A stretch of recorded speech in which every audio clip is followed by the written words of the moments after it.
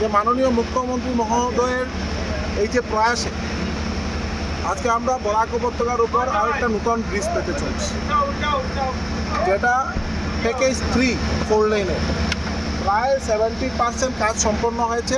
আজকে আমি নিজে পরিদর্শন করতে এসেছি এবং এইটা প্যাকেজ 3-তে 11 কিলোমিটার আর এই 540 হলো বরাকের উপর যে ব্রিজ, 2 লেন ব্রিজ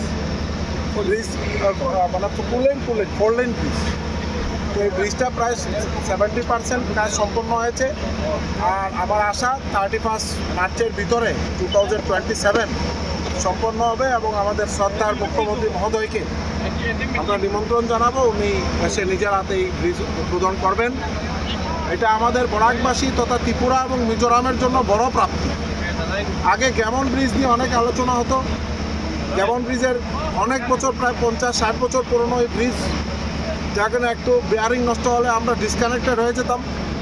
যার কারণে মাননীয় মুখ্যমন্ত্রী, শ্রদ্ধার মুখ্যমন্ত্রী ডক্টর হিমন্ত বিশ্ব শর্মা মহোদয়ের এই যে বরাকের উন্নয়ন, বরাক উপত্যকার নাগরিক তথা ত্রিপুরা মিজোরামের নাগরিকরা যাতে কমিউনিকেশনের ক্ষেত্রে অনেক দূর এগিয়ে যেতে পারেন, তার কারণে এই ব্যবস্থা এবং এই ব্যবস্থাটা এই ব্রিজের জন্য আমরা সবাই উপকৃত হব। আর কানেক্টিভিটি আমরা ভারতবর্ষ আসামের সঙ্গে ত্রিপুরা বা মিজোরাম বা বরাক উপত্যকা ওয়াল কানেক্টিভিটি হবে।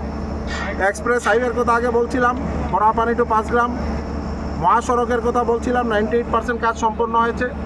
এখন এই আরেকটা নতুন বরাকবাসীর জন্য আমাদের প্রাপ্তি, এটা আমি নিজে পরিদর্শন করলাম। জিএম আমাদের বিশ্বজিৎ দত্ত মহাশয় আছেন, কনস্ট্রাকশন কোম্পানির এখানে মুরব্বী আছেন, এবং কীভাবে তৈরি হচ্ছে, কতটুকু কাজের অগ্রগতি, এগুলো আমরা নিজেরা এসে দেখলাম। আমার সঙ্গে জেলা সভাপতি সুব্রত সঞ্জীব বণিক, আমাদের সুব্রত ভট্টাচার্য প্রাক্তন সভাপতি ভারতীয় জনতা পার্টির, এই এলাকার জেলা পরিষদ অর্চনা দত্ত মহোদয়া বা জিপি প্রেসিডেন্ট, এপি মেম্বার, আমাদের মণ্ডল প্রেসিডেন্ট থেকে আরম্ভ করে থানা কমিটির আমাদের চেয়ারম্যান, সবাই এখানে আমরা পরিদর্শনে ছিলাম। বা এখানে অনেক কার্যকর্তারাও ছিলেন, ডিপার্টমেন্টের মানুষজন ছিলেন। খুব আনন্দ লাগছে, যার জন্য এটা ভাষায় বোঝানোর মতন মানে ইয়ে নয়, মানে দেখে আমরা দেখে অনেক যারা দেখেছেন ওনারা উপলব্ধি করতে পারবেন যে আমরা বরাক উপত্যকা উন্নয়ন ক্ষেত্রে কতটুকু এগিয়ে যেতে পারছি।